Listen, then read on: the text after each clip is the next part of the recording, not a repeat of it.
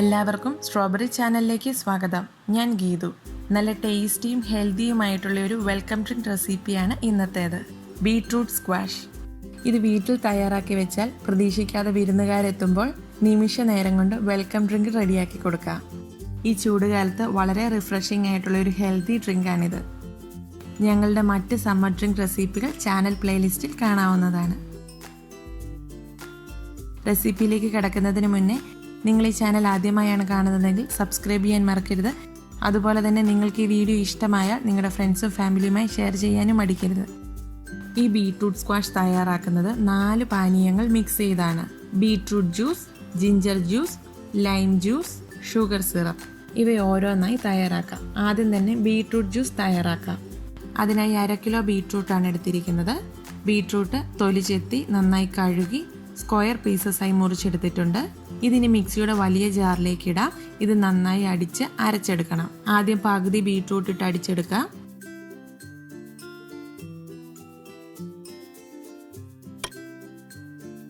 അത് കുറച്ചൊന്ന് അരഞ്ഞതിന് ശേഷം ബാക്കി ബീട്രൂട്ട് കൂടിയിട്ട് അരച്ചെടുക്കാം.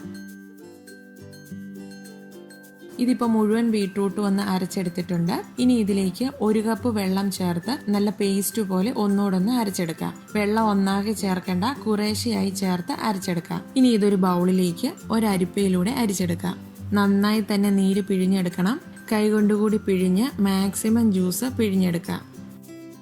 ഈ പിഴിഞ്ഞെടുത്തതെല്ലാം വീണ്ടും ഒരിക്കൽ കൂടി മിക്സിയിലേക്കിട്ട് അതിലേക്ക് വീണ്ടും 1 കപ്പ് വെള്ളം കൂടി ചേർത്ത് നന്നായി ഒന്നുകൂടെ അരച്ചെടുത്ത് വീണ്ടും ഇതുപോലെ തന്നെ അരിപ്പയിലൂടെ അരിച്ചെടുക്കാം. ഇപ്പോൾ മൊത്തത്തിൽ 1/2 കിലോ ബീട്രൂട്ടിലേക്ക് 2 കപ്പ് വെള്ളം ചേർത്തിട്ടുണ്ട്.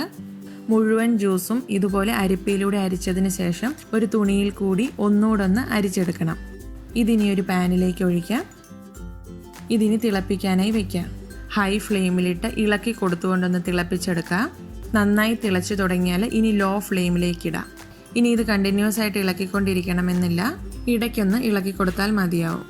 ഈ രീതിയിൽ ലോ ഫ്ലെയിമിലിട്ട് 20 മിനിറ്റ് തൊട്ട് 30 മിനിറ്റ് വരെ തിളപ്പിക്കണം. ഇപ്പോൾ ഉള്ള ഈ അളവിൽ നിന്നും തിളച്ചു വറ്റി നേരെ പകുതി അളവാകും. അപ്പോൾ അത് കറക്റ്റായിട്ട് മനസ്സിലാകണമെങ്കിൽ ഇതുപോലൊരു ടൂത്ത് പിക്ക് ആദ്യം ഒന്ന് ഇതിൽ മുക്കി അതിൻ്റെ അളവൊന്ന് നോട്ട് ചെയ്ത് വെക്കുക. അതിനുശേഷം ഒരു 20-25 മിനിറ്റ് കഴിയുമ്പം ഒന്നുകൂടെ ഒന്ന് ഡിപ്പ് ചെയ്ത് നോക്കുക. അതായത് ഇപ്പോൾ നേരെ പകുതി അളവായിട്ടുണ്ട്. ഈ സമയത്ത് ടേസ്റ്റ് ചെയ്ത് നോക്കുവാണെങ്കിൽ ബീട്രൂട്ടിൻ്റെ യാതൊരുവിധ റോ ടേസ്റ്റും ഇല്ല. അപ്പോൾ ഈ ഒരു പാകമാകുമ്പോൾ ഫ്ലെയിം ഓഫ് ചെയ്ത് തണുക്കാനായി മാറ്റിവെക്കാം. ഇനി അടുത്തതായി ജിഞ്ചർ ജ്യൂസ് തയ്യാറാക്കാം. അതിനായി 50 ഗ്രാം ഇഞ്ചി എടുത്തിട്ടുണ്ട്. ഇതും ചെറിയ കഷ്ണങ്ങളായി മുറിച്ചിട്ടുണ്ട്. ഇത് മിക്സിയുടെ ചെറിയ ബൗളിലേക്കിടാം. ഒന്ന് ചതച്ചെടുക്കാം. ഇതിപ്പോൾ നന്നായി ചതച്ചെടുത്തിട്ടുണ്ട്. ഇനി ഇതൊരു സോസ് പാനിലേക്ക് മാറ്റാം. ഇതിലേക്ക് 1 കപ്പ് വെള്ളം കൂടി ചേർത്ത് മിക്സ് ചെയ്ത് തിളപ്പിക്കാനായി വെക്കാം. ഇത് നന്നായി തിളച്ച് തുടങ്ങിയാൽ ലോ ഫ്ലെയിമിലേക്ക് മാറ്റാം. ഇഞ്ചിയുടെ ആ കുത്തൽ ടേസ്റ്റ് മാറുന്നത് വരെയാണ് ഇത് തിളപ്പിക്കേണ്ടത്. ഒരു 10 മിനിറ്റ് തിളപ്പിച്ചാൽ മതിയാവും. ഇതിപ്പോൾ ഒരു 10 മിനിറ്റ് കഴിഞ്ഞിട്ടുണ്ട്.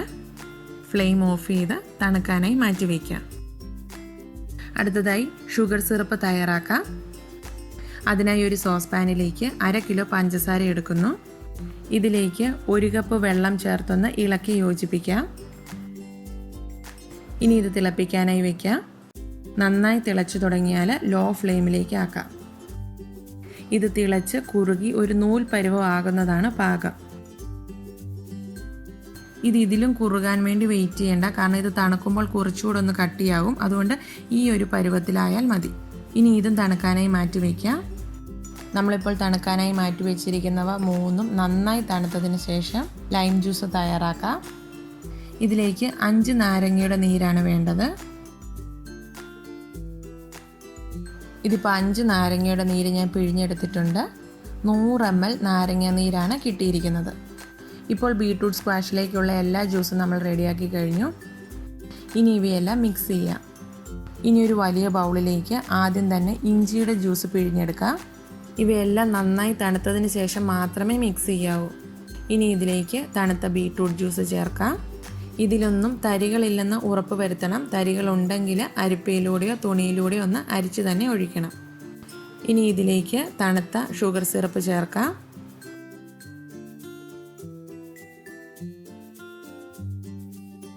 ഇതിനി ഒന്ന് ഇളക്കി യോജിപ്പിക്കാം. അവസാനമായി ഇതിലേക്ക് നാരങ്ങാ നീര് കൂടി ചേർക്കാം. നാരങ്ങാ നീരിൽ നാരങ്ങയുടെ കുരുവോ നാരങ്ങയുടെ അല്ലിയോ ഒന്നും ഉണ്ടാവരുത്, അത് പ്രത്യേകം ശ്രദ്ധിക്കണം. ഇതിനി ഒന്നുകൂടൊന്ന് മിക്സ് ചെയ്യാം. അങ്ങനെ ബീട്രൂട്ട് സ്ക്വാഷ് ഇവിടെ റെഡി ആയിട്ടുണ്ട്. ഈ ഒരളവിൽ ചെയ്താൽ 750 ml സ്ക്വാഷാണ് കിട്ടുന്നത്. ഇത് 1 മാസം യാതൊരു കേടുമില്ലാതെ ഫ്രിഡ്ജിൽ സൂക്ഷിക്കാം. ഈ സ്ക്വാഷ് കൊണ്ട് ജ്യൂസ് തയ്യാറാക്കാനായി ഒരു ഗ്ലാസ്സിലേക്ക് 2 ടേബിൾ സ്പൂൺ സ്ക്വാഷ് ചേർക്കുന്നു. ഐസ് ക്യൂബ്സ് ചേർക്കാം. ഇനി ഇതിലേക്ക് തണുത്ത വെള്ളം കൂടി ഒഴിച്ച് ഒന്ന് ഇളക്കിയെടുത്താൽ ജ്യൂസ് റെഡി. 1 ഗ്ലാസ് വെള്ളത്തിന് 2 ടേബിൾ സ്പൂൺ സ്ക്വാഷാണ് ഞാനിവിടെ എടുത്തിരിക്കുന്നത്. നിങ്ങളുടെ ടേസ്റ്റിനനുസരിച്ച് സ്ക്വാഷിൻ്റെ അളവ് കൂട്ടിയോ കുറച്ചോ എടുക്കാം. ബീട്രൂട്ടിൻ്റെ യാതൊരു അരുചിയും ഇതിനില്ല. നമ്മൾ പറയാതെ ആർക്കും ഇത് ബീട്രൂട്ട് ജ്യൂസാണെന്ന് മനസ്സിലാവില്ല. വളരെ റിഫ്രഷിങ്ങും നല്ല ഹെൽത്തിയുമായിട്ടുള്ള ഒരു ഡ്രിങ്കാണിത്. നിങ്ങളെല്ലാവരും ഇതൊന്ന് ട്രൈ ചെയ്ത് നോക്കണം. നിങ്ങളുടെ അഭിപ്രായങ്ങളൊക്കെ ഞങ്ങളെ കമൻറ്റ് ബോക്സിലൂടെ അറിയിക്കുകയും ചെയ്യണം. Thank you for watching. പുതിയൊരു വീഡിയോയുമായി ഉടൻ കാണാം. Bye, take care.